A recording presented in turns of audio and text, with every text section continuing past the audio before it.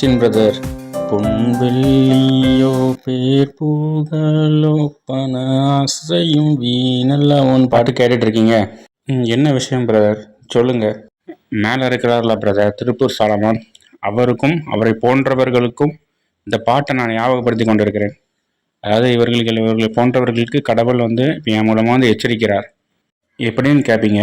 அதாவது இவர் யூடியூப் வாயிலாக இவர் ஜஸ்டினை சாடி கொண்டிருக்கிறார். அங்கே சினிமா பாட்டு போடுகிறார்கள், அவர் உங்களை விசுவாசிகளை ஏமாற்றி வஞ்சித்து காணிக்கையை சம்பாதித்து கொண்டிருக்கிறார்னு அவரை